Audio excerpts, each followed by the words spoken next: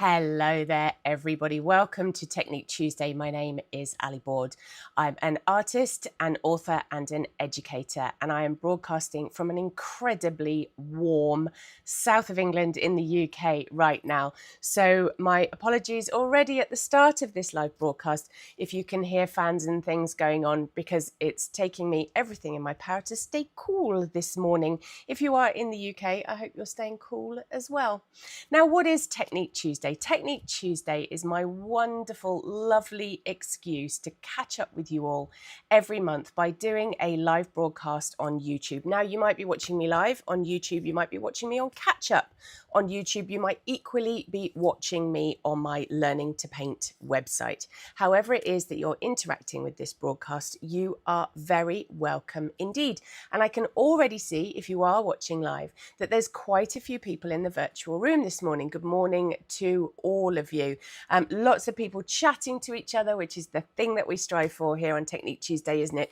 Building up that lovely community of creative people so that you can support each other, so that you can chat to each other, so you can say hello from wherever it is you are in the world. Now, you don't need to miss out on that chat. That chat gets replayed if you watch this back via YouTube. And you also get the opportunity to comment or chat or to say hello to each other in the comments if you are watching this on catch up as well. Let's give you a little bit of an explanation as to what Technique Tuesday is, because it's grown exponentially over the last few months. It started just before the pandemic in 2020. I'd started testing the water with doing these live broadcasts and sharing some of my art techniques with you. And now it's grown to being something that I just look forward to every single month. Let's pop you over to my website so that you can see some of the other things that happen, because Technique Tuesday as a brand has expanded. So let's go over to the website. So here is my website, www.learningtopaint.co.uk. And this is probably what you'll see when you get to my homepage. It might look a little bit different to you if you're looking at it on a smartphone or a tablet, but it will look similar. And you want to navigate yourself to the menu. So that might be a plus sign in your menu, or it might look like this. And there you can see the Technique Tuesday drop down. So Technique Tuesday Live is currently what is being broadcast. It's currently what you're watching, and it takes the form of a blog on my website. You will see lots of things going on there that you can look back through and investigate for yourself. There will be a blog post there with all of the information regarding what is going on in today's broadcast, so that you can have a look for that.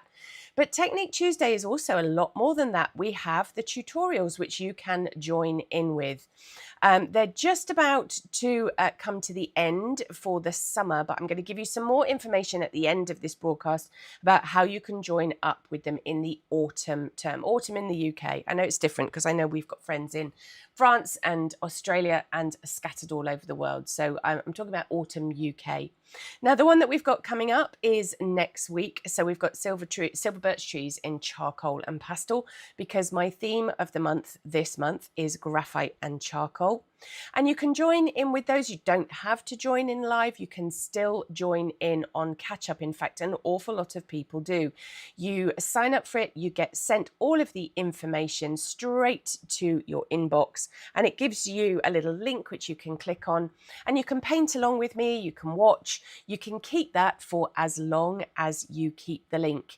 And you will see the ones that we have been doing. We've had Wisteria, we've had Manhattan Bridge, all sorts of things going on, and there's lots and lots coming up for the autumn term, like I say, as well. Now, Technique Tuesday also expands into another YouTube broadcast, so it's called TT Tips and Tricks.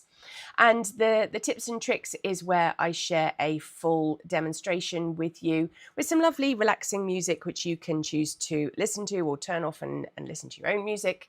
But I do tend to do an entire painting for you there. You can see that New York street sign that was going on. And I'm going to give you a sneak preview in just a second of what it is that's coming up this month. So pop over to the website and have a look around it. There is so much to see on my website that I always recommend that you kind of sit down, you make yourself a cup of something or a glass of something, and you sit down and you navigate your way through the website, because there's all sorts of information on there. There's materials and tutorials and things that you can join in with, and the live broadcasts and the blog and all sorts of stuff. And you can even drop me a line as well if you want to. Now, I promised you a sneak preview, didn't I, of the tips and tricks that's coming up. We've got graphite and charcoal going on this month, but this tips and tricks, as you will, if you know me, you will know that this is a bit special to me. So this is the painting that I'm going to be doing in that tips and tricks broadcast. It's going out on the 3rd Tuesday of this month, which, if I had the maths, I could probably work it out. Is that the 15th? And this is tinted charcoal. And this was a photograph that I found, a royalty-free photograph that I've actually interpreted on watercolour paper. But as if you do know me, then you'll know my second love is ballet. And so this one felt quite personal. And I'll take you through this demonstration from start to finish so you can see that. And that's absolutely free to access. So I hope you can join in on that day. I'll be live in the chat. So if you've got any questions at all, I will be there to answer them. So like I said, this month we're looking at graphite and charcoal, and no one has found this a bigger challenge than me, because drawing is not something I gravitate to. I much prefer a brush, something sloshy that I can throw against a piece of paper and wrangle it from there. Drawing requires a different sort of mindset for me, and it's quite tricky for me to kind of log into that. Now, I know that there are plenty of you out there who think, but I love drawing, Ali. I love the precision of it. I love kind of getting into that zone and being able to draw. That's the bit that I have a struggle with. So this month, as I'm sure you're aware, I pre-record a lot of information. It's been a real challenge, but I've secretly quite liked it. I've forgotten actually some of the drawing skills that I have acquired over the years. I've found new ones this month as well. And I've also got my head around some of the materials that I need to have to create the sorts of artwork that I want. And that is where we're going to start today. We're going right back to basics today, looking at graphite in all of the different ways that you might encounter it. Whenever you go to buy materials, you will probably be kind of awash with an array of information, and you're thinking, I don't know how to decipher this. I don't know what's going to work for me. So what I'm going to do for you today is share the graphite materials that work for me, and then hopefully that will give you a bit of a helping hand, or equally remind you of some of that stuff that you've got stashed away in your art materials that you can drag back out and have a play with. Now, if you are watching this live, don't forget you can pop your questions into the chat, and either I will get to them live, or the Hive Mind will be there for you, or I will get to them later. So let's go to that overhead camera, shall we? And I have quite a wealth of things to share with you today. Here we go. When I was digging everything out for this broadcast, I realised how much stuff I have. And I have a lot of stuff. We all do, don't we, if we're honest? And so I've got many things to share with you today. I'll do a little bit of sketching and demonstrating as I go along too, but it is going to be mainly about deciphering what all of this stuff means, okay? Let's start at the beginning. Pencils. Graphite pencils. So pencils are not lead, as you might believe. They are actually graphite, and they're usually presented like this: a really traditional pencil with the graphite in the middle of it and what's known as a wood case. Now, you will get cheap graphite pencils and you will get expensive graphite pencils, and effectively you've just got to try some on and see if they fit. These are the ones that I particularly like, which are the Faber-Castell 9000 pencil, but it's taken me a long time to get to this. I'll explain a bit more about those in a minute. But you might start yourself off with your drawing skills by getting yourself a tin like this. This is the Koh-i-Noor brand. These are pretty good, actually, I have to say. They're not the most expensive. They're not the cheapest. They're somewhere in the Goldilocks middle of that. and you buy a tin like this. Now this one gives you the information on the front, because pencils tend to come in grades, but you might be a little bit surprised to discover that the grades of a pencil are only relative to the range that they are in. So what is a B pencil in one brand is not necessarily the same softness or hardness as a B in another brand.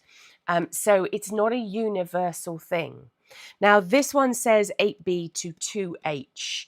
And so the information that I can give you is what those letters and numbers mean. Now, if I get this into close-up, you'll be able to see them with a little more ease here. You can see I've got 2H, HF, HB, 2B, etc., etc. Out of order. Why did I do that? But what I can tell you is that the B stands for black, and the H stands for hard. So the higher the number, the blacker or the harder they are. So for example, we've got HB, 2B, 3B, 4B, etc. So an 8B, which you see there, is softer than a 2B. And you can see I've got a couple of H's there as well. So an 8H would be harder than a 2H. So whilst there's no universal standard for these things, it does give you a little bit of an insight, sort of where you're kind of heading for. Am I going for the Bs because I want them to be black, I want them to be soft and editable? Or am I going for the H's, which I want to be hard? Now, if we're talking about fine art, or we're talking about kind of traditional drawing and sketching skills, I think probably what we're talking about are the kind of the B's, kind of in this area here. So I would say anything, I mean, you can get 9B and things that are very black, but I would have thought 2B, 4B, 6B, something like that. That's certainly what I recommend in my drawing classes.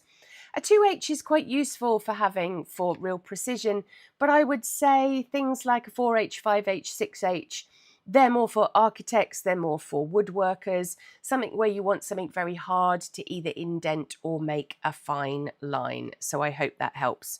Now, you might have noticed that there's the odd anomaly. So this one, you're going brilliant, Ali. You've said all the things about the H's and the B's, but I can very clearly see that there's one called an F. Now, I'm yet to, and Hive Mind, help me out on this. I'm setting you a challenge today. I just didn't get time before preparing for this broadcast to do a bit more research on what the F stands for. Now, I know that there'll be people tip-tap-topping away on Mrs. Google right now to look that up. What I can tell you, being a stationer's daughter, is that F was usually a pencil that we sold for shorthand. So you could argue that HB is the one in the middle because it is both hard and black. It's the sort of the Goldilocks thing, because it's not a 2B and it's not a 2H. F is a little bit harder than that. H is a little bit harder still. We will go on. And so if you do find out what the H means and you're watching this, what the F means and you're watching this live, stick it in the chat and then I can broadcast it to everybody and we'll see where we go from there. So you get a set like this, you can get them in the tin. Having them in a tin is usually a good idea. Having them rattling around in a pencil case is not great. You're looking for pencils, just to give you a bit of an insight, where they're bonded to the wood. So this little graphite, what's called the colour strip, I know it's graphite, but you know, we have... Oh, okay, Rosie is saying the F stands for fine. Oh, or firm, I think. Okay, brilliant. I love a hive mind. Can I just say, thank you for Googling that so quickly. That was really awesome. I like asking a question. I could do my whole broadcast like this, couldn't I? Where the colour strip is in the inside of the wood of the pencil, and the wood, incidentally, is usually cedar wood, particularly in the better quality pencils. It's usually made of cedar. You want it to be bonded, so kind of glued all the way down, because then there is a chance that if your pencils get knocked or rattled about, any of those kind of things, they're not going to shatter, because we know don't we? And there's a previous Technique Tuesday where we discuss all of these things, that if you get a pencil that is broken all the way down, then it just proves to be a nightmare for sharpening it, because you'll sharpen your pencil and it'll snap and break. And it's so frustrating, isn't it? So if you ever see, not all companies say it on their products, some sort of take it as a given. But if you ever see that where it says bonded leads, then that is probably what it is talking about. So you can keep them in a tin like this if you want to, and then they're all there for the taking. But equally, like me, you might have a very specific brand that you like. Like I said, I personally like the Faber-Castell 9000. They're just very smooth. In the softer ones, they're quite creamy. I have a lot of these pencils scattered about the studio because I am forever losing them. I have them in pots, pencil cases, bags, all sorts of things, because I want to be able to put my hand on them at any given time, which doesn't do the pencil a lot of good. But these are super quality pencils. And so I have to say they don't really generally come to any harm. Now, just in case you're wondering why this particular pencil is sharpened on both ends, you can see that the pencils of choice are kind of an F or a 2B or a B. Those are the three grades that I tend to prefer in this brand. There's this one here, which is a little bit of an anomaly, because you may notice that it's had a little bit of a demise down this end. And that's because my wonderful dog Troy likes to steal them out of everywhere that they are, out of a pot, out of a bag, out of a pencil case, any of those kind of things. And he loves to chew on the end of them. I can't actually remember what grade this pencil is. It'll be a B or something like that. And I've had to sharpen it on two ends. And I sharpened it on both ends, cursing my dog because he'd ruined my pencil, and actually realised that he'd done me a favour, because if I'm in the zone, I don't want to be sitting there sharpening my pencil to the wee small hours. So now I've got two ends that are sharp, and so I can draw with one, and then when one goes blunt, I can use the other end. So Troy has invented a new way of working with the pencils. So that's my Faber-Castells. Those are my favourite. There's plenty of good brands of pencil out there, Derwent, Staedtler, all sorts of things going on. These are just the ones I like, in the same way that you'll like a particular eraser, brush, or anything else. Now, graphite doesn't just have to come in pencil form. It can also come in stick form. These are two of the more popular types. So you've got a really kind of chunky graphite stick like this, which is going to be able to make much broader, more expressive marks. If you like going out and doing sketching on large location, or if you like doing life drawing, or you like to be able to really kind of grind your graphite into the surface, these sticks work really well. These ones are interesting. These are called Progresso, and they are just graphite, but they're coated in a varnish so that you don't get it all over your hands as well. So they're quite useful to have. I quite like my Progresso. Now, my Progresso pencils, because I use them quite a lot, I particularly use them in conjunction with my watercolour for mark making, they tend to get short very quickly. Look at the diddy little thing. And I'm blowed if I'm going to throw this away or retire it because it's too small. It will get frustrating in my hand that I can't sort of put my hand over the top of it. So I use a pencil extender for these. I can just slot that in the end, push that ring up, and there we go. I've got my graphite stick there already. And if you have a look on the website, these are on there, and they have a thinner end and a thicker end as well. So you can even put some pastel sticks and things in this. It's very useful to have.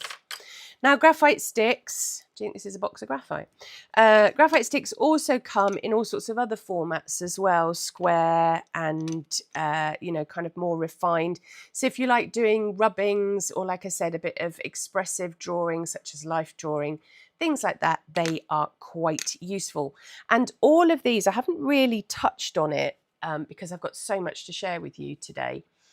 a lot of these things come in a water-soluble version as well, so that you can take a wet brush to them and then you can blend them together. We're going to talk more about that later on. And the Progressos even come in a water-soluble version too. So lots there for you to enjoy. A couple of other things before we get on to surfaces and we start testing these out. You can also buy graphite in powder form, which is great for using in a similar way to pastel, or if you want to use specific blending tools, any of that kind of stuff. That's quite fun to use. You can, of course, make your own. You can get a fine little grater or a piece of fine mesh, and you can grate it into a pot or something similar. This is also made by Kohinoor. I've had this for donkey's years. It's great for doing things like covering a piece of paper in graphite and using an eraser to pull out some detail. I will demonstrate that for you in a second. And then you have some more unusual things. So tinted graphite, for example. This is Derwent's range. So they are colours, but they're kind of very muted colours. There's a demonstration coming up for my All Aboard Artists, which is my membership group, which is this drawing, which I did in the tinted graphite. So you get some kind of really lovely, subtle colours coming out of it. So they might be worth a consideration. You might already have them. And along those lines as well, you can also get tinted graphite in a paint form. So you can imagine when I saw this, I was very excited about using combinations of pencil, traditional pencil, tinted graphite pencil and paint as well. So there's, if you like graphite and you like drawing, but you want to expand on it a little bit, then there's plenty there for you to enjoy. Now, all of that aside, you're going to need to think about the surface that you paint on really very carefully. Not because there are good surfaces and bad surfaces for graphite work, but because different surfaces are going to give you different results, and they're going to give you different textures, and they're going to be affected by which product you use. So for example, if you wanted to use the tinted graphite and you wanted to take a wet brush and blend those colours, then possibly something like a cartridge paper or a drawing paper isn't really going to be up to the job, and you may want to go for a watercolour paper. Now, here are just some of the papers that I use for graphite work. I'll take you through them very, very quickly, just so that you have a bit of an understanding. Let's clear the decks. This is and will always be one of my favourite ways of working on watercolour paper, just because even if I'm only doing graphite work, I can draw on it. It's got that lovely surface, so I can get texture out of it. Now, if you use something like Fabriano Artistico, you can also erase very cleanly on it as well. And that becomes very important later on. Not only if you want to make adjustments in your drawing, but also if you want to use a technique where you're lifting colour away from the surface. So a watercolour paper is a good idea.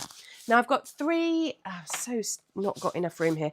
I've got three other kinds of watercolour style paper, shall we say. These are all by Hahnemuhle. Now, Hahnemuhle papers, they just give you some marvellous results, but you do have to be careful about erasing on them. And the reason that you have to be careful is they're very soft surface papers, which means that you get a lovely result on, and I'll show you one of my drawings in just a second. But also you need to think about, is my surface going to get damaged when I erase it? We've got what they call the natural line here. So we've got sugar cane, we've got a paper made from bamboo, which is actually classed more as a mixed media paper. That's quite fun to work on as well. And we have their agave paper. Now, agave paper has been a favourite of mine for a long, long time. For watercolour, because it gives very soft effects, but also for graphite too, because you can get some rather interesting textures out of it. Let's show you that in the close-up. Now, this is also one of the tutorials that my All Aboard artists are enjoying this month, and it is all sorts of techniques going on. But you can see here that lovely smoky quality that you get to it. It's not going to give you the real depth of colour, even there where I've used graphite very heavily. It's not kind of covered, but you are going to be able to get this kind of really interesting textural look to it. So rather than always thinking about papers that are designed for dry media, it might be worth thinking about papers that are designed for wet media as well.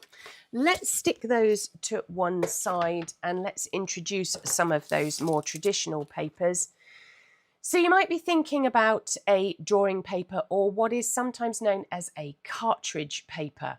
The difference between drawing paper and cartridge paper is the weight of it. Now this is drawing paper. This is 96 grams, so quite lightweight, quite thin.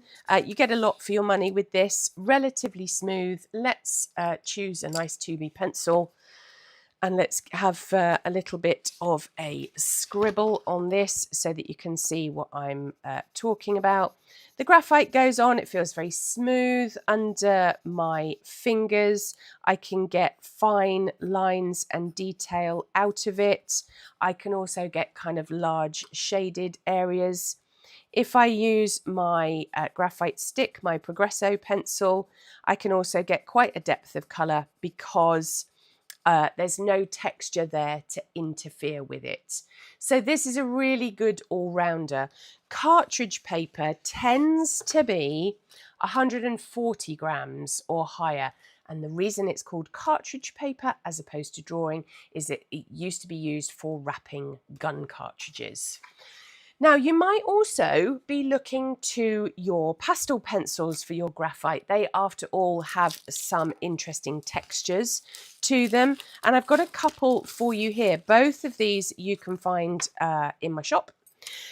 So I've got Fabriano Tiziano. So Fabriano is the brand, just as we have Fabriano Artistico, which is one of their watercolour papers. Fabriano Tiziano is one of their drawing papers. Let's just give this an unwrap. I want to get this in the close-up camera. This is an assorted pack, but you can get it in all sorts of colours. I quite like an assorted pack because it gives you the chance to experiment with colours, and sometimes gives you colours that you think, oh, I'd never have chosen that, but actually it's quite interesting. Let's get it in close up for you. So also you have some interesting textures in the Tiziano because you've got what are called, what are these called? Flecked, that's what they're called. But can you see on the Fabriano Tiziano, you have like a sort of machined, almost like a kind of V texture to it. And this paper has a smooth side and a rough side as well. So you can choose whether you're in the mood for, let's just use, I'm just trying to find a colour.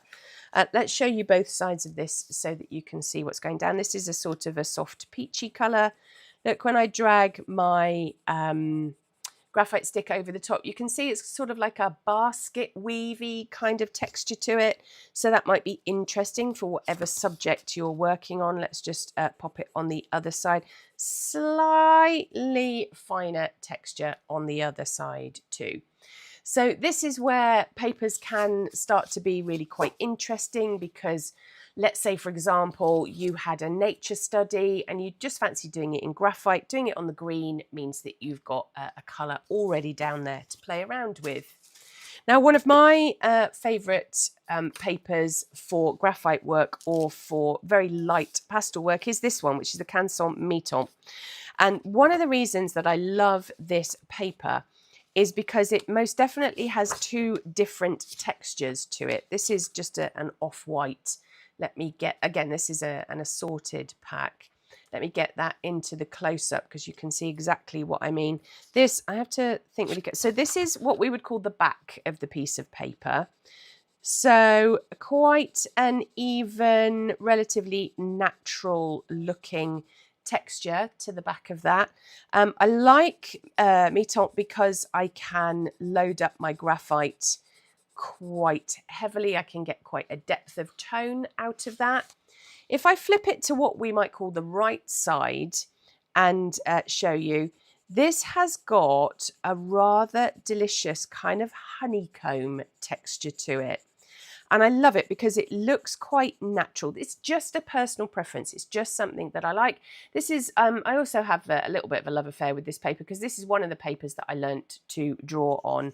And so it's a nice default setting for me because I know what it does. I know that it doesn't have a texture that's too mechanical looking for the things that I like to draw. So if I'm doing a natural form or something like that, I have the best of both worlds. I have a smooth texture on one side and I have a honeycomb texture on the other. So there's plenty to play with on that. And I also, in both ranges actually, in the Tiziano and the Canson, I do like some of the colours that they produce. If you like to work in white or you like to work on a dark surface, this tobacco is really rather lovely. The greens, what's not to like about that kind of rich wine colour. And the blue is rather lovely as well. So lots and lots to play with on that. And I think for me, that pretty much sums up all of the surfaces that I like to experiment with when I am doing graphite work. But one of the other things that I want to share with you today are some of the tools that might prove to be astonishingly useful for doing graphite work. So let's take a bit of that drawing paper. Let's attach it to my metal board so that it's not going to go anywhere. And we'll talk about some of this stuff that's going on and some of the techniques that you might enjoy too. Now, one of the first things I think that we need to talk about are blending tools. So if you pop graphite down on your surface like this, in whatever way, shape, we'll go for something very dull and boring in just a flat shade at the moment. But maybe you want to blend areas together. Maybe you want to make some of the edges smoky, all of those kind of things. I think that there is obviously an argument for sort of saying you could use your finger for doing that. I don't like that for a number of reasons. I don't like the fact that it makes my hands grubby, and then I've got to be really careful about not transferring those smudges elsewhere, unless that's the thing that you want to do.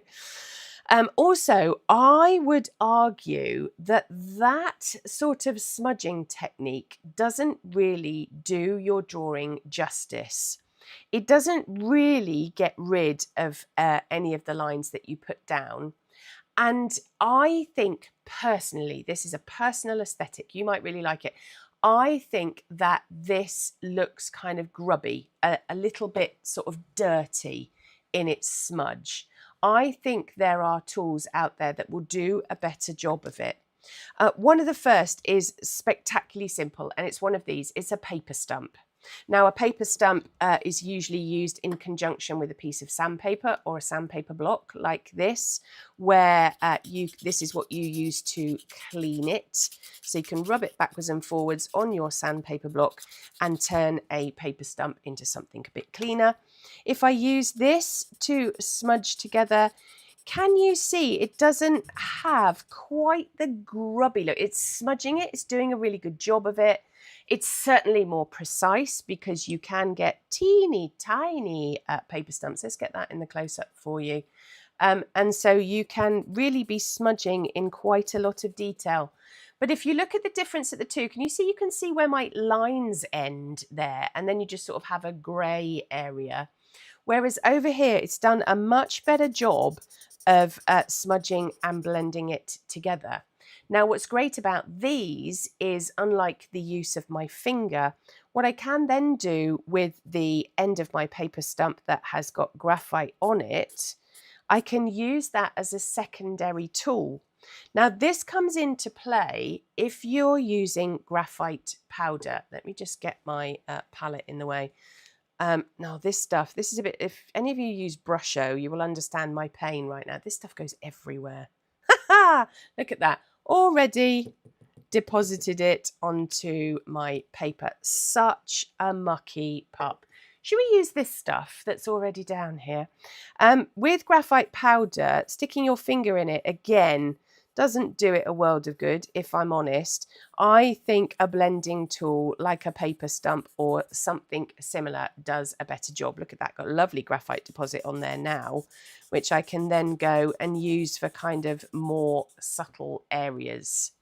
Now, another blending tool, particularly with graphite powder, that you might want to use is a brush. Now, I just in the last year or so have discovered these, which are stencil brushes, but they are nylon, and they have a flat end to them. And I really love using these for pastel and graphite and the like, because again, can you look at how subtle you can get that smudge and that blend across? So that's quite useful. You could use any sort of makeup sponges or those, what are they called? Packing peanuts. I call them Watsits, which is possibly a UK only thing. But they look like sort of little worms like that, usually made of potato starch now rather than polystyrene. And they're great for smudging as well. Although if you are the sort of person whose teeth get set on edge really easily with squeak, you might want to avoid them. But any kind of makeup sponge or natural sponge or synthetic sponge would be worth an experiment. I also like these blending tools, which have a hard end and a soft end. You can see these are well used. So the hard end is literally used for a hard blend, something where you're being quite brutal with it and it smudges together really nicely. The softer, more spongy end is just that. It gives you a much more subtle drag. Now, unfortunately, I spilt my graphite powder over where I had originally, let's do another one, where I'd originally done that smudge with my finger. Let's recreate one over here. So look at the difference as well. You can't get nearly the depth out of using your finger as you can with a decent blending tool. And by decent, I just mean something that isn't going to interfere with it. Like I said, it could be a makeup sponge or it could be a packing peanut, anything like that. But look at the difference as well in just that kind of the quality of the mark that's being made. Just going to get rid of this graphite powder. It's so warm in my studio today that I do have a little fan going on. I don't really want the fan to start interfering with the graphite powder. I'll just, to blend that out as well, I've got a large version of that blending tool. So if you've got big areas, you're not restricted to having to go over it with a tiny, tiny little blending tool. Let's smudge that in. Nice kind of smoky quality. So that gives you an idea of different kinds of graphite that you can put down and different kinds of blending tool that you might have as well. Now we kind of get to what sort of erasers you might want to use. You have, of course, got your good old putty eraser. I'm just reaching for mine because I seem to have misplaced it. I wonder if the dogs run off with it. Literally, I'm looking at my desk. There's not a putty eraser in sight. I'm going to have to use one of my other ones. I'm going to bet that the dogs run away with it. So a putty eraser is not designed to erase it completely. That is what this is for. So, a traditional plastic eraser, if I want to erase completely, I can take a plastic eraser and cut through that graphite quite easily. If I wanted to just pick some elements away from my surface, then my putty eraser might be a better tool. I can, particularly if you get the sort that are kneadable like this, you can get it to a nice fine point. And then I can soften some of the edges with a little tapping method to pull that away. So let's say, for example, I wanted to soften the edges of this blend over here. I can take my putty rubber and I can do my little kind of tapping and pulling technique, and then I get a much softer appearance. Where my putty eraser starts to get a bit grubby, this is why you want a kneadable one and not a solid one. I can just fold that back into the putty rubber and then I've got a nice clean area to continue doing that. Now, there's a couple of other tools that you might have or be considering purchasing and wondering if they're for you. And that's these which are classed as sort of more precision plastic erasers. So we've got what's known as a click eraser here, just called a click eraser because it's usually retractable. You can sharpen these to a point with a knife, which is an interesting technique, but you're going to be able to get a much finer pickup from these just because of the nature of the tool that you're using. Now, one of the other tools that I like to use is a battery eraser. These take a bit of getting used to, and I've tried several brands on the market. This is particularly the one that I like. This is the J-Car version of it. It just takes a bit of getting used to because you need to, the thing, you want this to rotate, so you want this to spin. So you've got to, you can probably hear that, you've got to push that button down at the top, but you've got to push that button down while using it, and also not pressing too hard. So if this is why I like this shape as well, because it sits in my hand. If I kind of engage that and I push too hard on my piece of paper, it just stops rotating. So you have to learn to kind of skim it on the surface. And then you can get actually really quite small areas, highlights picked out. Like I said, a bit of a technique required. And if you're thinking, yeah, well, that's grand, Ali, but now this is filthy, here's where your sandpaper comes involved. I can give that a really good clean. There we go, good as new again. And I can go back in, getting a rather lovely, precise highlight in it. There's lots of other erasers out there too, but these just form some of my favourites. Now, the last thing that I want to share with you today is the tinted graphite, just because I think it's quite fun. But before we get to that, it would be massively remiss of me to not talk about sharpening. Now, there is an entire Technique Tuesday. Go back to my website or search on my YouTube channel for that demonstration where it's a real nerdy demo, but it talks about every kind of pencil sharpener that is available to womankind. I still have my 3 favourites here. These are the ones that sit on my desk, rain or shine. I have my little pot eraser, which is my stapler one, which actually needs sharpening at the moment, which you can sharpen it with a graphite stick. Excuse me. Oh dear. Graphite powder up my nose. This needs a little bit of TLC at the moment, which is why sometimes my rotary sharpener is better. I've got Derwent ones. I also have this one, which is Swordfish. Let's just take a pencil that is a little bit on the blunt side, and we'll give it a good old sharpen. There we go. Fabulous tool for that. And then, of course, we have talked about them before, a sharpening guide. So this is where you can put your pencil or your stick or whatever it is that you choose to sharpen into this guide. Let's get it in the close-up just in case you haven't seen this before. And then you can take your knife or whatever it is and you can run that along that guide so that you're not taking the end off it.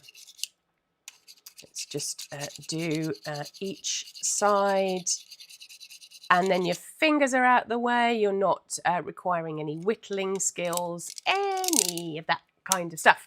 So lots there for you to think about. But like I said, just to kind of conclude today's broadcast in a roundup of graphite tools, let's talk about Graphite Tint.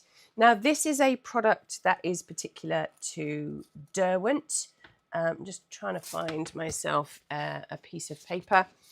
And they're really interesting pencils because you can, if you like drawing but you want a bit of colour, but you're scared of watercolour, or you don't really want watercolour pencils because they're too bright, all of those kind of things, this is where Graphite Tint pencils come in. Let me just find well, I could probably tell you which are my favourites because they're the shorter ones, aren't they? Let's go for aubergine, let's go for port, and let's go for, where's that nice steel blue? There it is. 3 of the colours that I use an awful lot. They don't look particularly dynamic when you use them. If I sketch with them, actually, I'm not going to do it on that. I'm going to do it on the back of this demo because this is a bit of Fabriano watercolour paper. And I think they will show up better on this. So let's have a look at the close-up. This is the, what was this one? Port. So I can sketch with it. You can see that it's a kind of a nice, subtle, kind of red winey colour. This is the aubergine, which is unsurprisingly a purplish colour. And this one is the steel blue. So when you use them dry, okay, they're all right. They're not the most exciting things. But when you activate them with water, they suddenly become really quite interesting indeed. So these aren't watercolour pencil because they're not just pigment. They are pigment mixed in with a graphite. So they're kind of muted shades. But look what happens when you wet them. So they are subtle, but come with this kind of really interesting range of colours. So if you, like me, struggle with subtle, and I can do bright, I can do lively, but subtle is really not in my oeuvre of things I can do. These are a fantastic compromise. And the steel blue particularly I like. And oh, look at that dog hair. Oh, honestly, he has been on my desk, hasn't he? That's why my putty eraser is missing. So can you see, they're all kind of based on grey, they're all based on graphite, but you've got these kind of wonderful subtle colours. And I am fortunate enough to have a pan of them too. So if I choose, we've actually got the aubergine, so there it is in a pan, the aubergine in pan format as well. Look how strong that is. Just lovely. So the two complement each other quite well. Here's the steel blue. Actually, I didn't do this on purpose. I chose those colours at random, well, because they're my favourite, but actually I've got the exact matches in the pans as well. I promise you, I'm not that organised. So there's the steel blue in pan format, and here is the port. So you've got kind of complementary pairings with the paints and the pencils too. So if you like to give your paintings that kind of little bit of zhuzh, that kind of little bit of something extra, but you still want to stick within the remit of graphite, then this might be the way forwards. Because let's face it, if we put ordinary pencil and a graphite stick alongside that colour palette, it complements itself really well, doesn't it? And here we've got the little demonstration that I have done for some of my students this month. So again, all based on greys, but with a tiny touch of colour in there too. So quite a lot of information for you, and if you are just a beginner, that can be very, very overwhelming. So what I suggest you do, go back, watch it from the start, seek out some of the other tutorials where I've talked about some of these things. So the one where I've talked about pencil sharpeners, for example, that might be useful to you. If you've got scraps of paper around your little art space where you are, then test them out, see what happens with them. Can you load them up with lots of layers of graphite? Do your erasers work on them?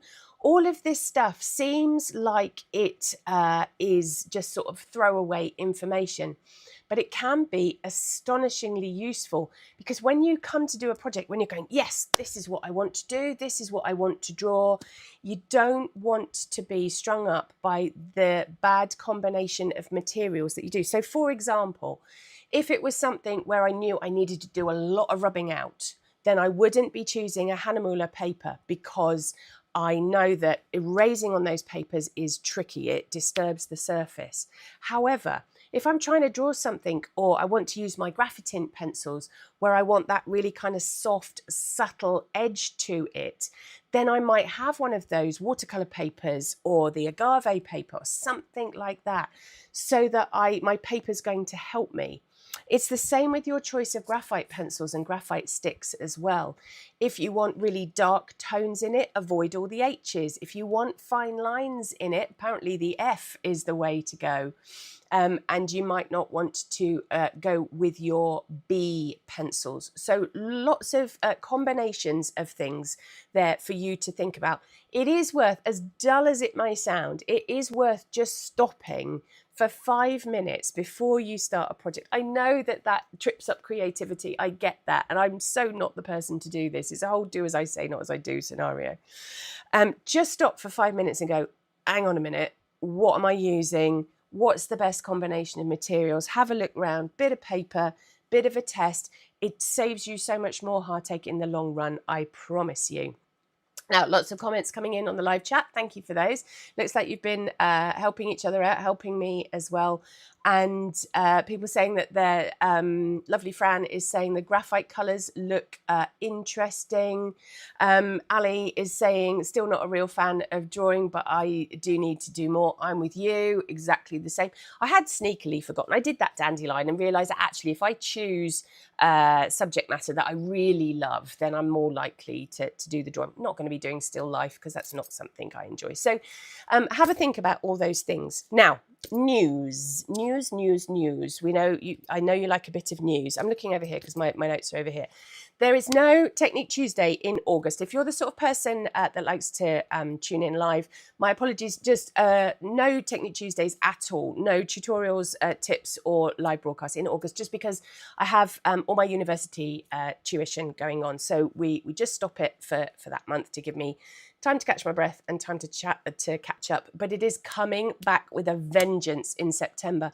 I have got such a busy autumn term ahead of me, and I really hope that you can join me for things. Now, you may have noticed just over my shoulder a giraffe and a painted dog popping up. And that's because our theme for September 2025 is on safari.